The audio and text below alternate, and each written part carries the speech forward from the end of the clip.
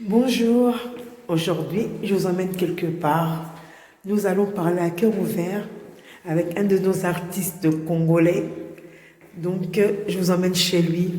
On va essayer de sonner. S'il est là, on va passer un petit moment ensemble. Donc chez qui je vous emmène? Allons-y.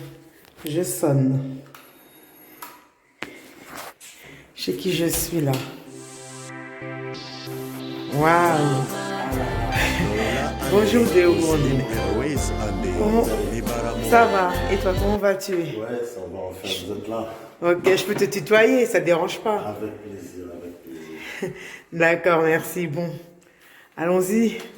Soyez la bienvenue. Merci beaucoup, Déo Brondo. Merci beaucoup. Alors, Déo Brondo, là, on est chez toi.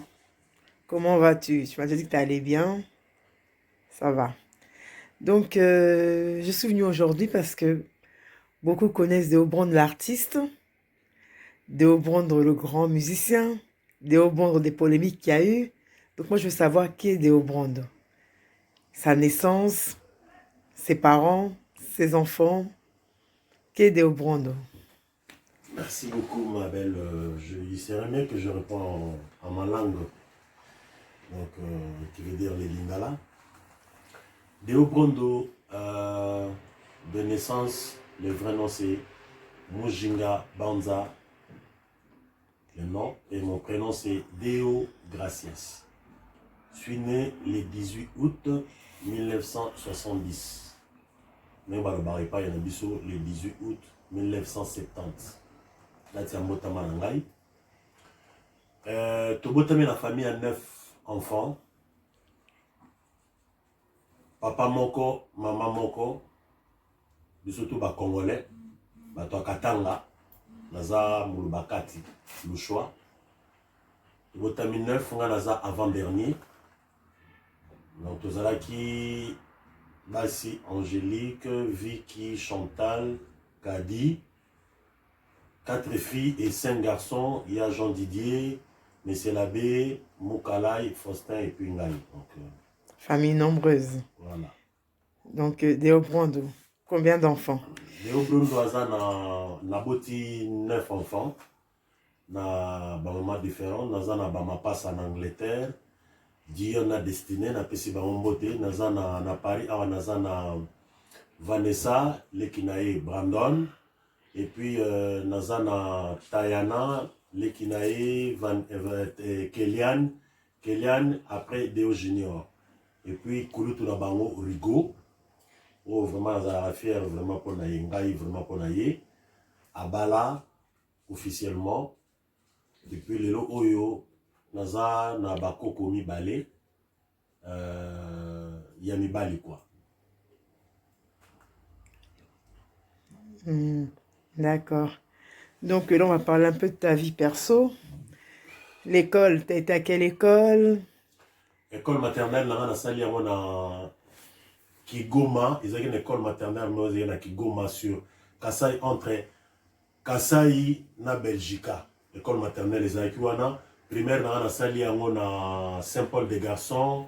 Après, na secondaire, na Saint-Robert, Saint-Robert na tangi na Gama, Gama na yozonga na Saint-Charles. Saint-Charles, na zone sur Saint-Robert, nous avons un diplôme dans sciences commerciales na Saint-Robert na Barumbu. Donc, école nanga mobimba makamna wana sona bani na Barumbu, on a 4 écoles na commune. Tous allons dans mon club na biso mo tu vas mettre match chaque dimanche, tu peux ça au combo Arca. Ah, d'accord. Ok. Déo Brondo, à Bala ou à Balaté? Parce que on a quand même vu pas mal de vidéos où on a vu que tu étais marié à Kin, donc on ne sait pas. Quelque part, on dit Obala, des fois on dit Obalaté. Donc, est-ce que tu peux nous confirmer? Oui, confirmation vraiment, il y a Makamba Obala Nanu Deo à Balaté. La vidéo, on a vu la pièce montée. Les alliés na mutumo boy tellement ça mal répété na Makamba Bisimba Simba. Parce que na Bambo comme Songolo Simba Bakisi. Ou ils ont gagné na ye. Tellement ça salut na réputation ana alinga se laver na kombo nanga par rapport à Moussa Nonga na sala loi ba ebi ke ba mission ba simba bakisi, c'est pas tous les missions que ba kenda toucher ba gris. Non. Donc il y a les soit se servir nanga alinga wa imisenga na makambo bakisi lokola nga na boya ki nanga nzela ya bakisi. Après il y a eu ce qu'il y a eu hein a dénoncer ki makambo to ko bala biso moni ndoki belela so beleli te olia yo. Donc alinga banda ko nete baja okota na baja bana nanga ko banda ko lotsa de rigondo to nga na za ofina mwa na nga kingo et puis bana bani musala muziki na tika le simba kisite. Donc place mo boto ke na biso ka ko se défouler ouais okota na bespère aussi ma bakisi e uti wapi. Donc na boya ki makambo wana ko boya na boya makambo ko baloba so ko moni ndoki belela ye. Donc voilà, ils ont qui coup monté, alinga se laver na Congo nanga, mais à vrai dire na bala te. Pour ceux qui na bala, ngai ne muto na lingana ke bisa mais c'est la bec non na komi pre na bala. Or bande ko na yende ba bakende ko solo na sango, loko la dewa zaliawa, il faut. Sanga moya yango drôle. Donc na bala te. Pour de vrai en tout cas na bala te. Pourtant tout le monde a pas de vidéo. La vidéo on a qui monté, on a des pièces montées. Preuve, tant on a kenda qui ça va mais c'est la batika biso. Na kenda na commune na limbo pe sanga attestation de mariage, acte de mariage pardon. Na komi, loko la camarade na nga sala kuna, asa secrétaire général kuna Amedou Kalema na pesi mbote, bana baromono stu ba ebie. Ayeb singa binanga ah, mon frère. Oye lisunga bia tena yepo na kenda ko sombe sikana ngai. Na yepo na sala makambo boy ayeb singa binanga ah, c'est bien. Après, à na bureau ya chef nae to koti batali dossier mo titi ba yo retrouver mais moi nga signé exactement moi na chapé caché ya commune exactement parce que ça na moi ba confusion na kati. En tout cas na bisi banga bi place pe makambo ekendaki esambo ke na ngabi en tout cas oza mwana ya nzambe pour makambo ezamba la liboso na commune makambo essaye la biso. Donc ils allaient même ba tapoto bayaka ils allaient direct mais oya bino complication n'engwe zwa to comprendre que dossier yango na zu yango na ken na pas ser na biso viki na sengi turbo na na coca na mélanger pas singa pétrole na le mettre na tumbi yango. Donc ça qui faut et archifo moto ay ko sala ka filmer na vipo moto so ali ko nuiri yo a lo gentillesse nyo surtout ya mokili même bibero a ko meliso bibero. D'accord. Donc mais l'actualité au niveau du cœur, célibataire, fiancé, qu'est-ce qu'on peut dire? Au niveau du cœur, pour l'instant, nous allons occupé, mais Kalaming était dans comme fiancé. Pour l'instant, vraiment, nous avons bali, nous avons vraiment, nous avons habité celui dans Kozanga, Donc, on va un peu revenir sur l'affaire de Baki, Suana, tout ça. Mais Déo Brand, on dit qu'il n'y a pas de fumée sans feu.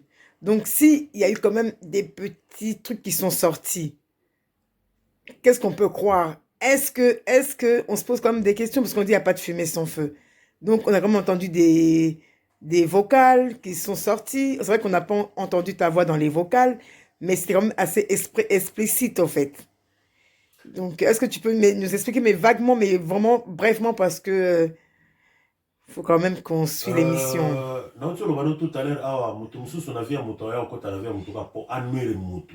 Mutumso ayo kota na via mutu po a baby sa via mutu. Ba camarade ba ndenge na ndenge. Ba fokalo le bilwana na yebi ya moto. Mutu na makolo nango na yebi ya moto. Ezaka na mutu moko linga ko anuinga. Donc pour la bango donc to terminer deo. Afandi sipe na mokili mobimba po ba punda deo ba tingoli libulu ba na cercueil na bato na ba na ba fleur. Donc yango faut tout ça la ka keba na bato.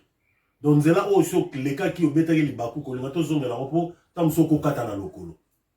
Donc voilà donc loko wana zaka moto akotaki na vie nanga alinga osakana nanga alinga ko nuiringa tanga alinga yimisenga na buzoba na boy alinga nuir vie nanga. Alors nzambe na bomo itangu na ba achena no point na vie ya mutu te yo za nani po ya nuir vie nanga. Est-ce que je peux me détendre s'il vous plaît? Oui, bien sûr, on est chez toi après tout. Merci beaucoup. Donc tu n'as pas fait de rituel, alors il n'y a pas eu des rituels, il n'y a pas eu des... Pendant le kikokende na lombango, rituel, ezalaki na ngote me yende mutu asalaka ba rituel na ye, na banganga na ye, ba photo ebima na ngo, na banganga na ye. Oui, parce qu'on a vu les photos quand même. Oui, na banganga na ye, na photo na nga kutu na yebi kutu te. Et puis qui est elo eza sous grave. Abanda osenga na ba photo na nga tuni.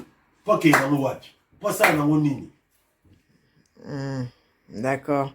On est content que tu as eu des petites menaces à Kinshasa pendant un certain temps. C'est toujours par rapport à cette affaire ou... Toujours, kaka moto wana kaka, benga ba journaliste, boya mbaite na téléphone, akitina mwasi na kisasa, benga ba soda misuba ya koboma nga basala nga mabe, mais oro ke kosala batu mususu mabe na mokili, komo malamu na mokili, efutaka un jour.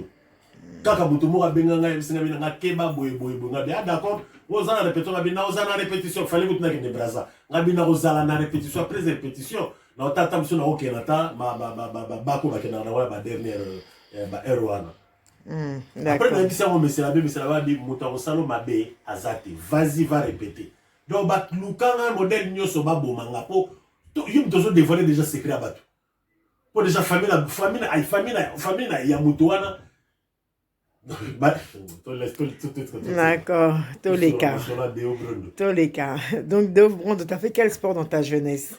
La jeunesse, on a pratiqué un sport à combat, on a sali lutte gréco-romaine, na Funa, club Mosaï na Funa, on a sali karaté, na Sima commune, on a pas mettre l'ambio, on a sali judo, na Saint-Paul, et pas mettre Mukuna, on a sali boxe, na Kake, et pas na Congolo. Na sali judo lisu c'est pas ya vena mettre na biso ya baya vena ya zaki vous mettre vous en toko aki boxer dans ça pe boxe et pas mettre champion vous en toko bikoko na sala pe sur judo et pas champion bikoko pe à son âme donc na sali mingi bas sport de combat quoi. Ah d'accord, donc tu étais un bagarreur. Ah tenga pena côté combat na bunda na la. Ah d'accord, donc comment es-tu passé de bagarreur de combat ou combattant, je ne sais pas comment on peut dire, à artiste musicien? Bon, Coco na biso na déjà famille catholique. Coco na biso na soto zalaki ba choriste na Saint-Paul. Grand na biso asango azalaki acolyte. Ya Vicky azalaki choriste, nga azalaki choriste, maman na biso azalaki maman légionnaire, papa azalaki papa Mokambi. Donc koyemba na bande koyemba ka na église ezaka na nzembo mo boye so ba messe mo ya minene ya na nzembo mo après communion ngam na bande ko Antoine nzembo wana après choral les ozongisa ezaki ya kiluba boye ndimya mutangila kwa mawe jandia ya kumupa bintu biende ndimya mutangila kwa mawe jandia ya kumupa bintu biende mwani mwa kwimba weyo kwimbila tawanyeyo mingoma ne biondo yo maweja ukadiuye yo loi tukobola itamawa mwana manza tukobola nzembo wana na ntona wana messe na sifeza na messe à Noël après qu'on lit à communion. Donc na père azaki une église na mère bazaki une église toute la famille tozaki une église babi non mwana na binaza na mungungu mwana na bina et puis il y a vie qui soit azoyemba. Eh ben dis mon monsieur bien ma fille banda kwa Antoine sur sert azoboaka vous sentez le pena que non c'est une famille bénie gloire à Dieu quoi donc toute sa famille moko bénie. Donc voilà donc il y a qui ndengwana après club auto sala ki groupe auto sala ki ya biso bana barungu arka poto beta babali ba chaque dimanche to kutani to kaboli moi eloko to panzani to mona boule to sala mouvement tant to sala orchestre to pesa un combo arka esthétique. Tozalaki ngai Chibo le prince azana Irlande na pesi mbote belé les bien Mosamba paix à son âme un très bon deuxième voix Molasso Kula Bacho na accompagnement azati lelo na barumbu na pesi mbote monsieur Mbeke Clay soliste na pesi mbote basi c'est ça qui Adamo ou bien Ada azaki angolais tozaki susu na chanteur moi première voix d'Amo ngana bana sala likolo Chibo pa bana sala likolo les bien bana sala nasé et puis tozaki na ba membre ba loko ba verte VV Lambo Elias Lombuma donc là tu parles de art à musique hein? Là je parle de art esthétique avec comme art à musique. Ah d'accord. Après tu ko kabwana ngai Freddy to yego zwanga vi moi zaki na mo ba cinéma na ya kisasa na ba parler na ya chenga après singa parler avec tout ça arca musique. Donc même les groupes de quartier se séparent. Tout se sépare. Waouh. Et ça arca musique. Arca musique. Na kila camarade na mo boye soliste ya Kester Emene ya Zozo Malaba pe ya sona makufa. Aya bana obeta na orchestre mo na matonge JBC musique. Baba nepe usanga ténoriste. Mukomso mais to dia na matonge ta mususu eko bimisa pe yo. naketa nakenda pe matonge na JBC Muzika na si to banda répéter na lupango ya ba master moko boye ba bossa na kombo bas na sali test bandiminga to répéter un jour tu beti enlever les deux anti-choc l'absence à grand. Non mais avant de porter dans anti-choc Déo Brando, parce que là tu défiles en fait. Est-ce que tu peux me faire une petite chanson, un petit chant que tu as chanté dans Arkham, oui Arkham esthétique ou Arkham Musique. Arc esthétique non ça là on m'a gagné yango comment les autres se pepele ambeto le petit là non ezaki m'a gagné. Donc ezaka ba histoire to kutana na ona mokili. Adi boyo kalisa pona ngai na mwana mwasi oyo tolinganaka ngai na ye na ntango ya bisengo baninga bazoye kola misala ngai na vanda lundi ti dimanche tokodondo ase na baambiance yo na kokima epai ya Florence Simpi bolingo mekoma ngolo nzoka mamboke na kwiza Anelka tangola ye ozaki na arca esthétique. Donc après arc esthétique tu es panzana tu ça arca musica. D'accord. Arca musica na ke JBC Muzika mutamemena na JBC Muzika Zozo Malaba soliste King Kester mena ya kufa pe asonam. À partir ya concert motobeta ya lever les deux anti-choc Kofi Alibaba azana bomoiti lelo je le salue président ndemutu apontaki master mobo wa Barik le Richard to fana ne kabalo na avenue moko na kabalo ya zaki na kota itanga ngazaki entre Kasai na Bakongo. Je m'en appelle na tongo aliki oh mendo neni faut y répétition Kofi Alibaba na besoin na yo na ki modèle ka mona nga abeyo imagine neti moi Fimo foulé et puis voir wana vie sokaya on s'appelle na to s'appelle na yo soro za na biso ngabi y a pas de souci na on peut ozana bangoti grand-père aye na sali peut-être na un petit choc na nengepe chance sur nzamba pesa yenga chance wana na ya mikili premier voyage na un petit choc. Donc un petit vocal d'anti-choc qui a marqué les esprits. Moi, personnellement, j'aime bien que Dieu soit loué, mais donc je sais pas si... Bon, anti-choc, tu as qui ça l'album à Père Noël, via PCA une chance à Rokota Manzembo, et puis la PC grand-père monte place à Zali, dans ça là qui Dieu soit loué. Donc, nous sommes là dans parcours, la commissaire Nzambe. Parcours n'a quoi. Ah, ngai mabe ambila elengi se mosaka, boy nangai kasi Nzambe nangai akoi nangai te. Vraiment na mituna katina nini boina kangai mwana mama bitama vyoka baina kangai mwana mama yamaka pere na sala nini na mokili yansi nazalaka mwana Nzambe nasambelaka na ngai mibeko ya Nzambe nakoki te o ngai nabebisa Nzamba lobalinga baini baye opesa mbela pona bango mabeni ninga na sala na mokili ya nse moto ninga na boma na mokili ya Yawe nazali pe moto ekela Nzambe atinda na mokili soki nyongo boloba na futa naliao atonda solo nyongo na telema alula nde bapatria kodefaye. Bravo l'artiste, bravo. Merci beaucoup. Donc là, on va faire un petit saut. On va maintenant chez le grand Nyo Kalongo, parce que après Anti-Choc, c'est Zaiko. Donc... Bon, après Anti-Choc, ndenge vi ya moto ezalaka kaka ya de haut et de bas. Après, na yo kota, na yo sala teste na Zaiko. Bandimaki nga pe na Zaiko, na président Josar Nyo Kalongo, na zo saluer passe Azali Mfumalo, beaucoup de respect, chapeau bas. Et là, on a bossé marqué na Zaiko Zali vocal tout ça qui na 67 facettes.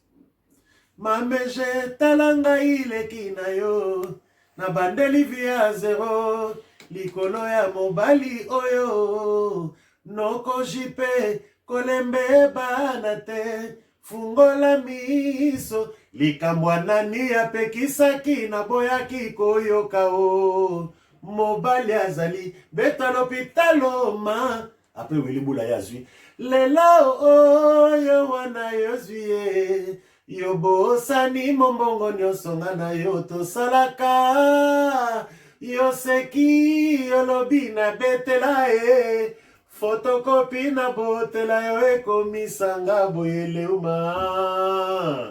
Là, j'acquipère ton âme. Bravo, bravo, bravo. Franchement, beaucoup de frissons, quoi. Après wana, il y a aussi l'album, il y a Poison. Antoine Mississa, Abotibana Mississa, après si Maria, oui, période de Antoine Mississa, on a, vient au sa mission chance, là, il y a aussi la Caperdium, dans l'album, il y a Antoine, il y a Poison, sur le petit Caperdium, dans la Caperdium. Et ça, était maman mingi, quoi. Les passés révolus, tandis que les futurs nous échappaient, songeons à l'avenir, Sylvie Chakoba, vraiment bougie. Apoto kialae moto nyonso awa na mokili asalaka loyenge ntango aza na mbongo loyenge leka te ndeko kosutu kosalira na vi na yo mawa fotokopesa epai ya nani fotebe ya yo moko okomi koloba bandoki yo mei omiloki na loyenge ozalaki kosala projet bisalwe wana eza Caperdium na titre na album ya Poison oyo vieux Jossard appelle ça biso moi chance tout chabanzembo. On continue le voyage retour en arrière. Maintenant on rentre dans quartier latin. Donc le pont entre Zaïko et quartier latin de Obrondo. Deux styles différents parce que exactement. Vraiment différents parce que là je pense Zaïko c'est quand même un autre style que quartier latin. Donc qu'est-ce qui s'est passé, la transition? Explique-nous un peu. Merci la question, ma belle. Transition, on a facile. Na moto yo, eza vraiment facile. Na moto ebine musala. Na moto ebi musala, on beta bastille, nyonso tout. Na la wembelo nzembo ready. Na wembelo nzembo ya vient na biso ready, je m'excuse. Avec tout le respect, na wembelo nzembo vient na biso ready. Na wembelo nzembo vient na biso Carlito. Na wembelo nzembo ba grand tout. Parce que na yebi musala et puis musala eza na kati nanga tant on a kotaki na bandara déjà koyoka vie il suffit qu'on a s'adapter na rythme tant qu'on a s'adapter et puis c'est bon musique eza na musique moko mais style ndem te change voilà. Donc tu es dans le quartier latin, tu as fait des tests je suppose. Oui nyo surtout non kobanda anti-choc dans chaka kobanda Arca Musica, JBC Musica, Anti-Choc, Zaïko, Quartier Latin, partout où j'ai passé les tests comme Motono Sounega Oluka Moussala. Oui, mais Quadra Koraman, là, il a l'air quand même plus dur que les autres, je pense que les autres leaders, parce que sur quoi tu as fait le test, sur quelle chanson tu as fait le test? La salle qui teste dans Diva. Diva bien-aimée, laisse-moi t'aimer.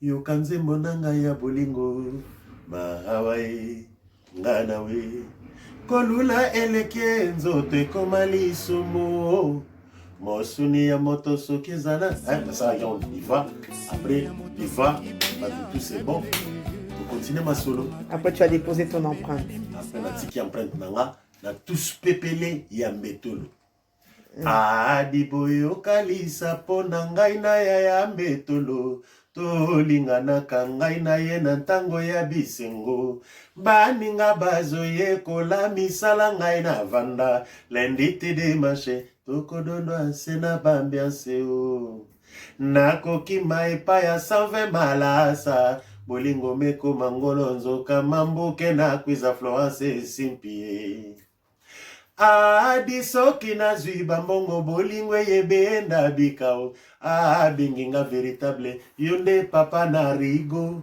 mokumba ya bana na banzite ngai kaka yengo tous pepele ya mbetolo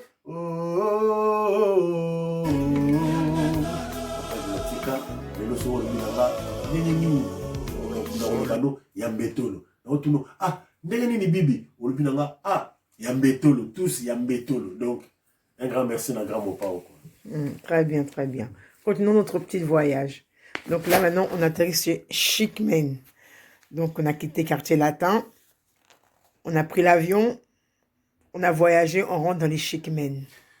Chicmen eza eloko moto salaki tant tolongwe quartier latin lokola banzembo tochaki na bakartier bavocal tochaki bavoko tochaki via longolaki yango bon tolobi mo na cadre ne toza na mikili toluka kofuta mwa banyongo wana mike mpo ezalaka ndenge wana moto mosu akopesa mwa bik moto mosu akopesa mwa crayon il faut ntango apesaki crayon wana abundaki mpo azwa mwa crayon wana toluka tofuta ata banyongo wana malgré ke biso bakongona tozalaka mpe courtois toyei kosala chikman tozalaki ngai ya fofo Pims Lumena Ramazani na John Prince de l'amour le producteur élégant et puis jeune Kalmos ndenge ezalaka kaka toyei kosala nasala tocha Ramas tia 3 nzembo ya fofo atia 3 nzembo Pims Lumena atie 2 nga na tie 2 nga na tiaki Hippo Plaisir na Lopez Hippo Plaisir na tiaki na kombeta mwa extrait. Oui, avec plaisir.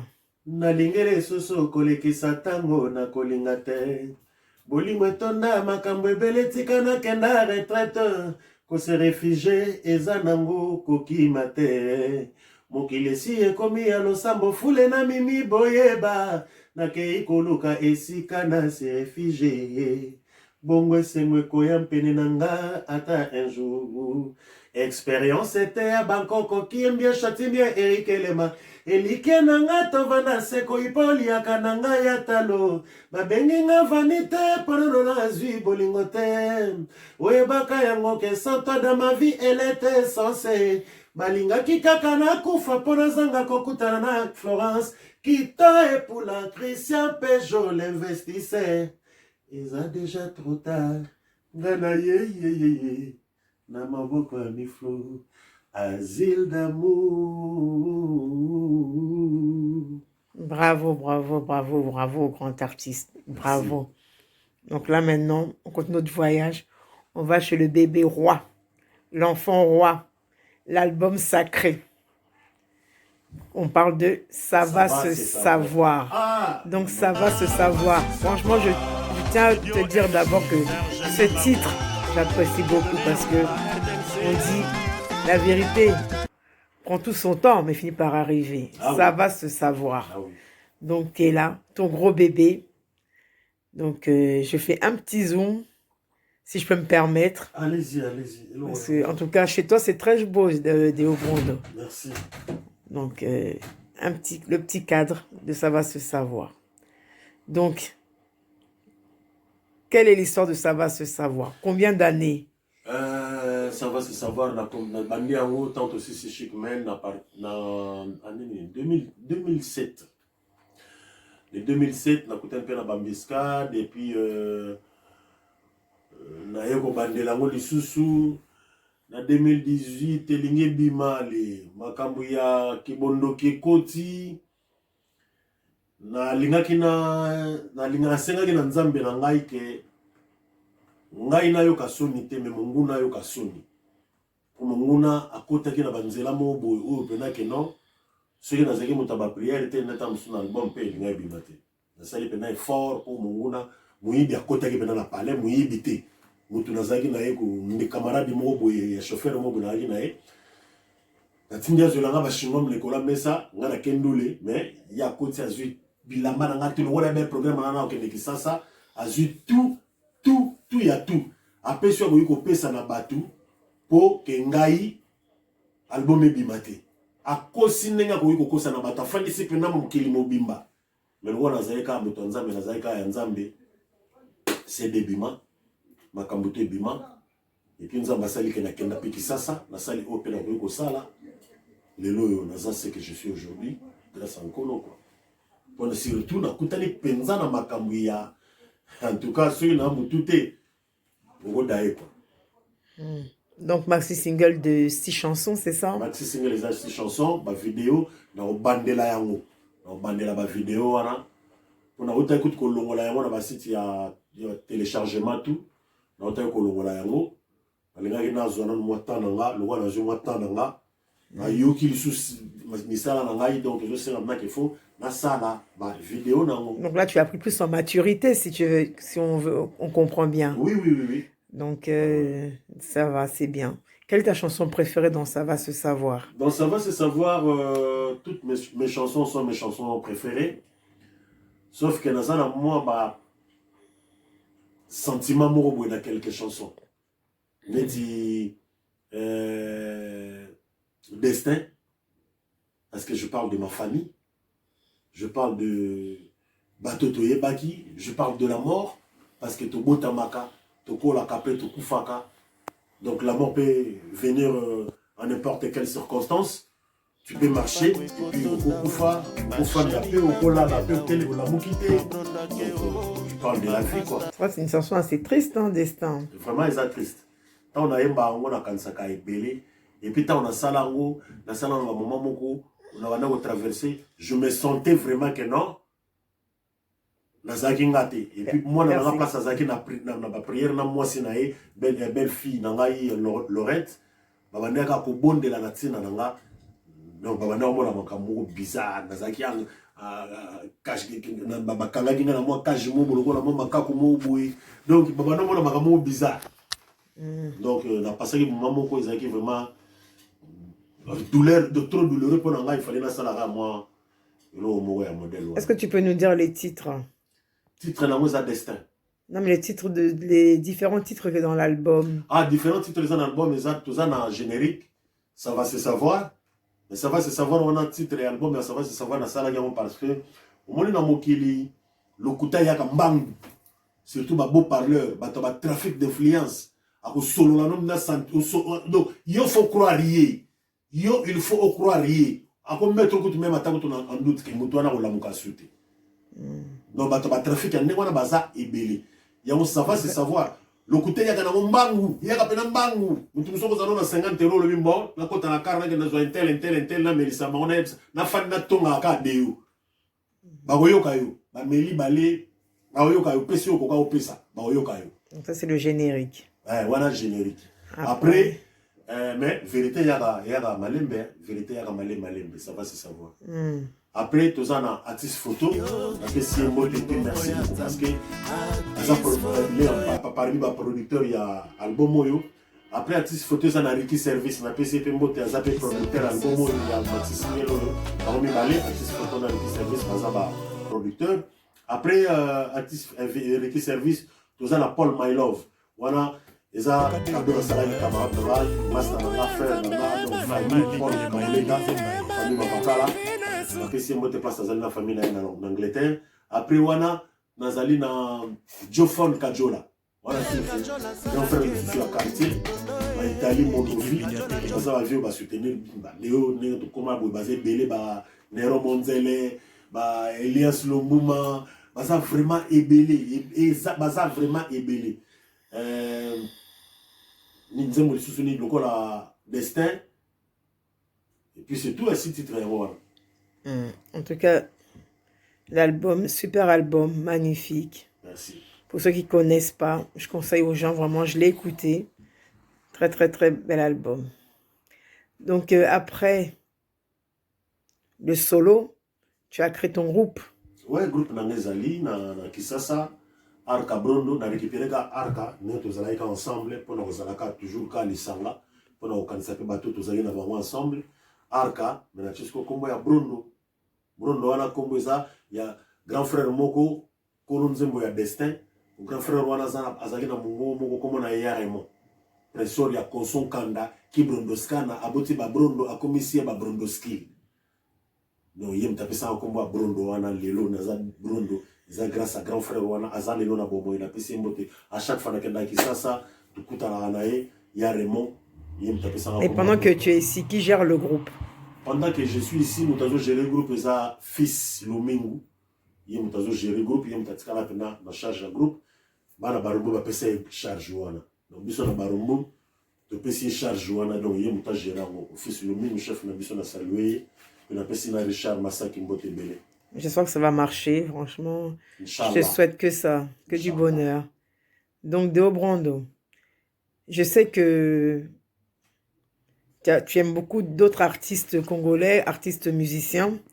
Est-ce qu'il y a une chanson d'un artiste mort ou vivant que tu peux nous chantonner, juste pour nous faire plaisir, pour montrer que tu suis d'autres artistes que toi, que tu n'es pas retourné, tu vois d'autres artistes? Parce que souvent, les artistes congolais, n'accepte pas les autres artistes, critique les autres artistes ou rabaisse d'autres artistes. Donc toi, est-ce qu'il y a des artistes morts ou vivants que tu peux chantonner, nous faire un petit plaisir? Kozela te tongo etana po yo linga ngai. Bongo etuni makolo soki okoya. Poko yango yo kamera yo komea. Est-ce que ezali rendez-vous manqué oyo mawa? Nzembo nini susu? Tango bomone esi eleka boni yo bandu te na ngai. Miss Flo mosika na nga te yaka totanela libanda. Mwa lisolo na lito yo. Loboko na yo na lipeka na nga. Babenga biso ata bankili ba. Nini susu ça. Bravo, bravo, bravo, bravo, merci. Artiste. Nameki kaka. Ah, artiste. En tout cas, on dit la beauté est revenue. Donc, très bien coiffé. Merci. Qui est ton coiffeur? Tonton. Si on Tosha. peut se le permettre. Tonton Tosha, donc tonton Mutakwafanga, sur Boulibo Zoé, dans le salon Godé Kiman. Donc tonton Mutakwafanga. Pendant le moment où il y a confinement, tonton Kamtawana Salanga, donc c'est tonton qui me coiffe. Donc là, on arrive un peu à la fin. Déo Brando, tu veux quand même retirer tes lunettes pour nous faire plaisir. Parce que souvent, on aime critiquer les musiciens. Oh, les musiciens portent des lunettes parce que c'est des fumeurs de chanvre. Il ne faut pas qu'on voit leurs yeux. Donc là, quand même, fais-nous plaisir. Il n'y a pas de souci. Merci, Déo Brando. Merci beaucoup. Donc, quelques dédicaces. Je ne sais pas si tu veux faire des dédicaces. Ouais. Parce que là, on arrive quand même à la fin de notre moment de plaisir. La dédicace, nanga, dans la chaîne Nabino. Bibi TV, vous s'abonnez bien à Bibi TV. Bibi TV Manene, vous s'abonnez bien. Azan de Gonabiso. Donc, azo découvrir bateau yokaka oye, azo découvrir les amusala nae, zamba pambola yo. Ba dédicace nanga vana bana ba dédicace na kopesa namba merci na batunyo surtout balanda ngai, o ba soutenir ngai, surtout Barumbu, Kinshasa, Centreville. Et puis, Afrique Mobimba. Nous avons un coup de fil de gauche à droite. Vient dans Martin Mouchaba, Nairobi. Nenka Tosola qui vient. Ngala Zananga. Interstar. Berlin Motango Djogo. Maître Blaise Bekwa. L'Angleterre. Ngalaza. Et puis ma dédicace Nabino Yangoana. Maître champion Yamaka Père. Paul Kamoleta, vient en aïe tous pepele en béto, le mamé Milinzemba. Yantoine Mukuna Six Saka, Verto Elambo, Wilfried, maman ma passe à Oya Fanfan, Nadim Nze, Korene Boula, Anel Katangola, ma petite chérie, Landine Simpi, overdose, super mamie, Landine Simpi. Sans oublier mon pied, ton pied. Flora, la préférée de quelqu'un. Francine, Simpi, Eric Simpi. Delphine, na Bruxelles. Na cousin nanga. Na opesa sous mbote nanga na Di José la marraine. Na pesi mbote nanga na Godé Kimani. Na pesi mbote nanga na Tonton. Na pesi mbote nanga na Ambara Kuziama. Na pesi mbote nanga na bana nanga nyonso. Kobanda na Rigo, Deomi, Vanessa, Brandon, Tayana, Kélian, Deo Junior, Dion, Destiné, na pesi bino mbote, na pesi pe bandeko nanga mbote na Afrique, ya Vicky, mbote belé, bandeko na banies na bandeve nanga Edwige, Aurélie, Jesualda, na pesi bino mbote belé, Mama Leki Elise, na pesi bino mbote. Donc mbote pena ya ebelé. Ba balinga Deo Brondo. Moto moro bien. Ya Martine Mavakala, Thomas Touma, hein? Ya Richard Kitoko, Vieille Sabotouli. Donc, vous avez vraiment ébélé,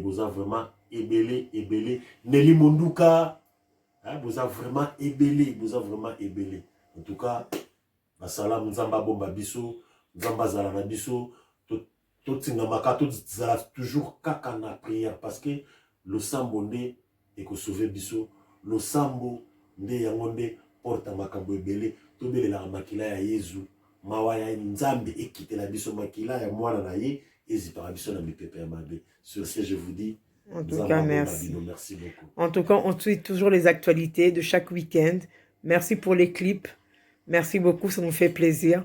Donc là, on attend pour le week-end prochain. Je ne sais pas si on va avoir droit à quoi. Donc, on suit le week-end prochain. Destin. Destin. D'accord. Merci beaucoup, Déo Brondo. Merci pour l'invitation. Ça m'a fait plaisir. Ça m'a vraiment touché. Merci beaucoup. Merci beaucoup, Bibi. Bonne continuation, Déo Brondo. Merci surtout. S'abonner, hein. Vous s'abonner à Bibi TV, Maman Nene. Ok, merci Déo Brondo. Merci. Chapeau bas.